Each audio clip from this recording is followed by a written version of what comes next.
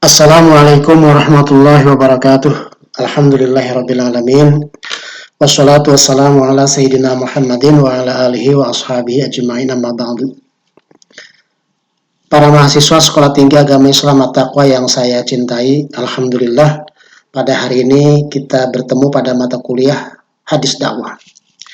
Hadis Dakwah kali ini membahas tentang prinsip dakwah. Ini penting buat seorang dai dalam berdakwah. Seorang dai itu harus memegang prinsip dalam berdakwah. Di antara prinsip dalam berdakwah itu yang pertama adalah sikap moderat. Sikap moderat ini adalah sikap dakwah tidak harus keras dan jangan juga lembek. Jadi berada di tengah-tengah.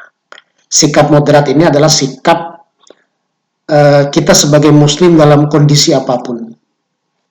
Ya, sikap moderat. Dalam kondisi apapun kita harus memiliki sikap moderat. Terutama dalam berdakwah. Jangan sampai dakwah kita yang terlalu keras membuat orang lari. Dakwah kita yang terlalu lembek membuat orang juga tidak suka. Jadi berada di tengah-tengah. Di antaranya adalah hadis dari Al-Bukhari, riwayat Uqbah bin Amr. Uqbah bin Amr ini alhamdulillah saya pernah berziarah ke makam beliau. Makam beliau ada di Mesir, di Masjid Amr bin As. Ya, beliau dakwah ke sana kemudian wafat di sana di Mesir. Kata beliau, kata Uqbah bin Amr, ata rajulun an-nabiyya sallallahu alaihi wasallam faqala inni la ata'akhkharu an salatil ghadati min ajli fulanin mimma yutilu bina. Kata Uqbah, seorang laki-laki datang menemui Rasulullah SAW. Orang laki-laki itu berkata, inni la ata'akhkharu, sungguh saya mengakhirkan. Artinya, sungguh saya tidak sholat. Ya. An salatil ghadati, sholat subuh. Kenapa tidak mau sholat subuh? Maksudnya sholat subuh berjamaah. Min ajli fulanin mimma yutilu bina. Karena ada seorang fulan, ya seseorang yang memanjangkan sholatnya ketika beliau jadi imam. Jadi di sini Uqbah menyembunyikan jati diri laki-laki tadi yang datang mengeluh kepada Rasulullah tidak sholat subuh berjamaah karena imamnya juga disebut fulan.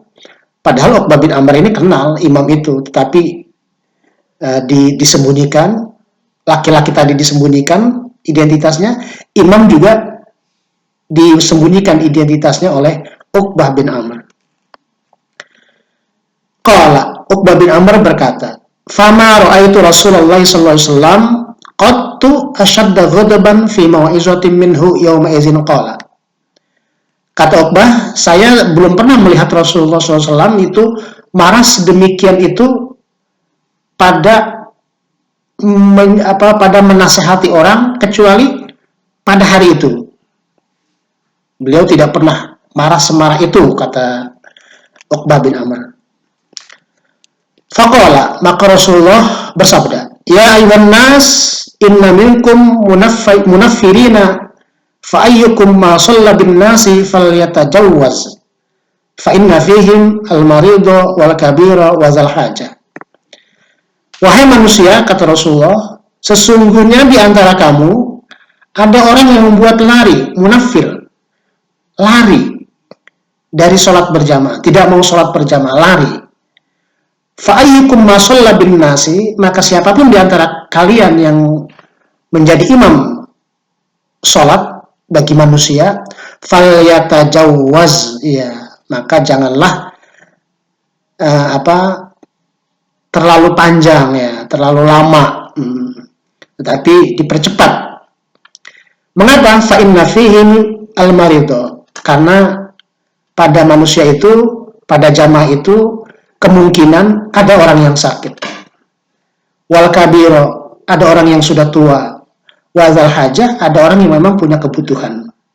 Jadi apabila kita menjadi imam, kita harus moderat. Jangan terlalu cepat banget, Juga jangan terlalu lambat, lama, panjang. Karena bisa saja jamaah itu ada yang sakit. Dia sakit, dia usahakan untuk sholat, ya. Atau di rumahnya juga mungkin ada yang sakit, dia harus menungguin orang yang sedang sakit di rumahnya. Atau yang hadir itu juga orang tua renta. Atau ada juga yang hadir itu, yang sholat itu punya kebutuhan, terutama misalnya di kota-kota ya, kota-kota besar. Ini banyak orang yang waktu itu mahal sehingga dia harus cepat-cepat berangkat. Nah ini jangan sampai ada jamaah yang tidak mau sholat berjamaah karena imamnya punya karakter seperti itu, memanjangkan bacaan, sholat dan sebagainya. Apabila sholat sunnah itu dipersilakan membaca surah apa saja, dipersilakan karena tidak ada beban, tidak ada tanggung jawab. Jadi imam harus moderat, tidak boleh memanjangkan sholatnya dan tidak boleh mempercepat banget. Jadi moderat di tengah-tengah. Jadi moderat itu sikap tengah-tengah. Begitu juga dalam berdakwah, jangan terlalu keras, ya. Juga jangan terlalu lembek. Terlalu keras mungkin orang akan bubar. Terlalu lembek juga orang mungkin mencemooh. Kalau jamaah ini membutuhkan dakwah yang keras, ya silakan keras. Ya tidak apa-apa, karena memang kalau memang karakter dai itu misalnya pidatonya berapi-api, dan nanti orang yang datang menemui beliau juga adalah orang-orang atau jamaah yang punya karakter seperti itu. Jadi dai nanti membentuk ya dia karakternya apa gitu. Jadi di sini dai harus bisa memperkenalkan dirinya. Apakah orang yang keras dalam berdakwah, maka nanti pengunjungnya juga adalah memang membutuhkan dakwah yang keras. Atau apakah yang lemah lembut, hal-hal yang kecil dibahas, ya nanti juga jamaah akan melihat seperti itu. Tapi kalau dakwahnya bersifat umum yang karakternya tidak terbaca, maka harus moderat. Yang kedua, seorang dai itu mesti fleksibel ya. Fleksibel di sini diantaranya adalah bertahap dalam perintah. Jangan perintah yang pertama belum dikerjakan oleh jamaah langsung perintah selanjutnya, tapi bertahap. Dilihat dulu perintah yang kemarin itu dikerjakan enggak. Apabila dikerjakan, maka perintah yang baru. Seperti hadis yang sudah kita bahas, di mana hadis tentang pesan Rasulullah kepada Mu'adz bin Jabal ketika beliau mengutus Mu'adz bin Jabal ke Yaman. Kemarin tuh hadis ini kita pakai dalam rangka urutan mana yang prioritas mana, dakwah prioritas mana yang didahulukan. Prioritasnya adalah tauhid. Kemudian baru setelah mereka sudah mantap akidahnya, baru fa'khbirhum, maka berikanlah kabar kepada mereka itu, annallaha qad farada alaihim khamsa shalawat fi kulli yaumin wa lailah. Allah telah mewajibkan sholat 5 waktu sehari semalam. Dilihat apakah mereka melaksanakan sholat. Fa'inhum ta'u laka bizalika. Setelah mereka ini taat semuanya pada sholat, baru fa'akhbirhum annallaha qad farada alaihim shadaqah. Maka berikan kabar kepada mereka, sesungguhnya Allah telah mewajibkan sedekah. Ya berarti ini sedekah ini baru disampaikan mungkin menjelang puasa Ramadan. Baru ada perintah sedekah, atau baru ada perintah misalnya tentang puasa. Tu'khadhu min aghniyaihim. Juga sedekah itu diberikan kepada orang-orang kaya. Nah, jadi di sini fleksibel, ya. Jangan sekaligus bertauhid kepada Allah langsung mereka dijelaskan tentang sholat, langsung diberikan tentang zakat, puasa, haji, tapi fleksibel di sini bertahap dalam memerintah. Ya. Yang kedua, fleksibel dalam hal larangan. Nah, di antaranya misalnya ya Rasulullah sendiri atau Allah sendiri itu pengharaman khamar itu bertahap. Ya, seperti hadis yang terdapat dalam Abu Dawud, haddatsana Abbad ibnu Musa al-Khuttali, akhbarana Ismail yakni ibnu Ja'far an Israil an Abi Ishaq an Amr an Umar bin Al-Khattab qala lamma nazala tahrimul khamr. Dari Umar bin Khattab, dia berkata tatkala turun pengharaman khamr. Qala Umar berdoa, Allahumma bayyin lana fil khamr bayanan syifaan. Ya Allah, jelaskanlah atau turunkanlah pada kami tentang khamr, penjelasan yang memuaskan. Fanazalat al-ayah allati fil Baqarah. Kemudian turun ayat yang terdapat di dalam surah Al-Baqarah. Yas'alunaka 'anil khamri wal maisir qul fihima itsmun kabir. Wa manafi'u linnas wa ismu akbaru min naf'i, dan seterusnya. Jadi ayat ini setelah Umar ini bertanya, ya, yas'alunaka 'anil khamr. Ini dalam tafsir Al-Alusi yang bertanya tentang masalah yas'alunaka ini, yang pertanyaannya itu tertera di dalam Al-Quran adalah Umar bin Khattab, Mu'az bin Jabal, dan beberapa masyarakat Madinah tentang apa itu minuman khamr dan perjudian. Kata Allah, qul fihima itsmun kabir. Di dalamnya ada dosa besar. Wa manafi'u linnas. Tetapi manfaatnya banyak bagi manusia. Kemudian wa itsmuhuma akbaru min naf'ihima. Kemudian dosanya itu lebih besar daripada manfaatnya. Qala faduya Umar. Kemudian Umar dipanggil.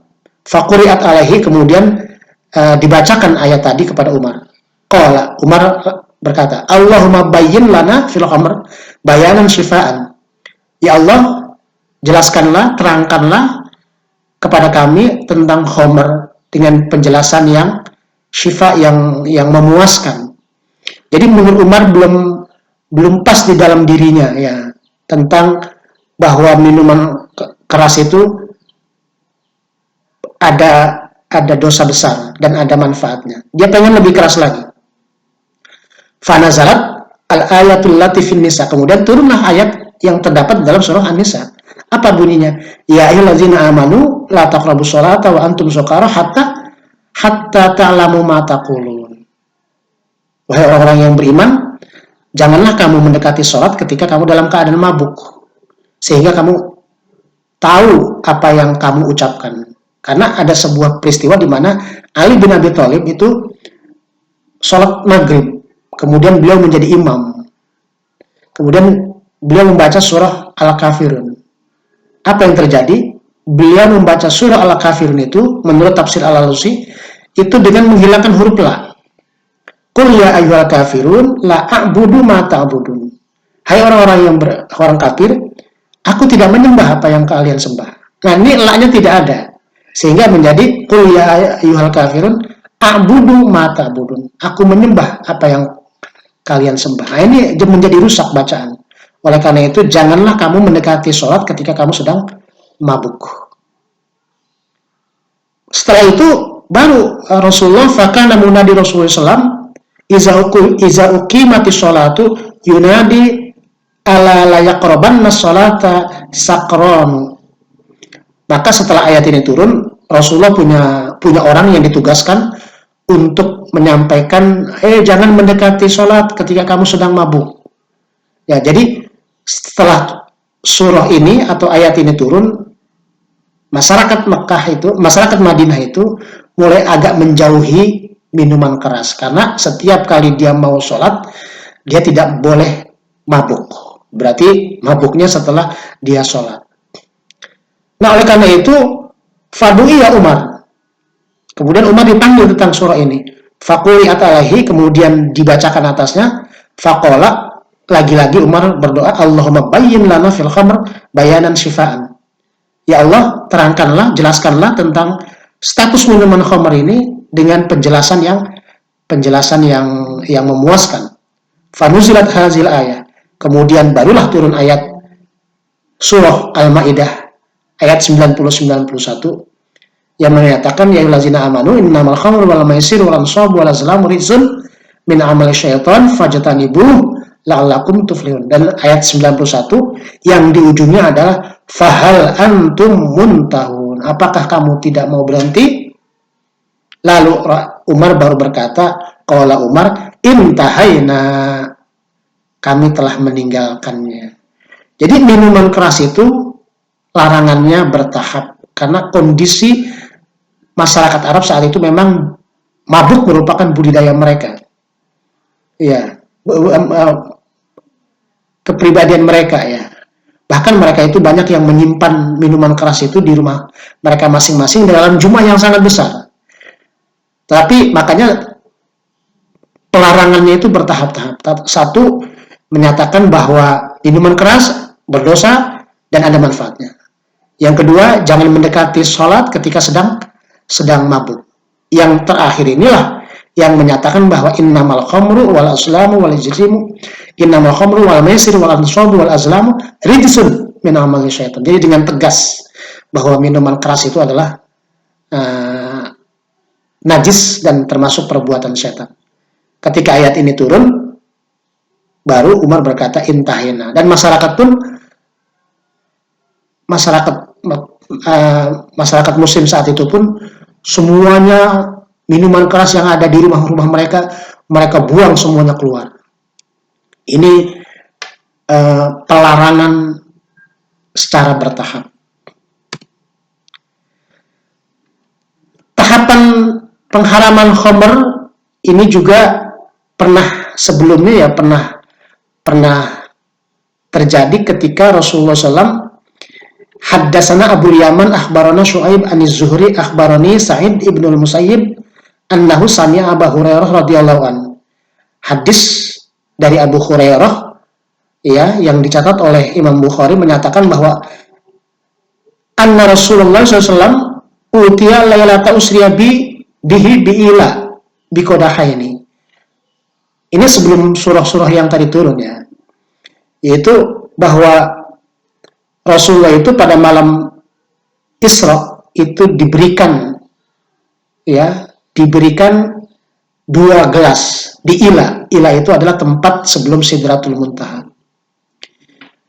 Dua gelas min khamrin walabanin, dari khamr dan dari susu.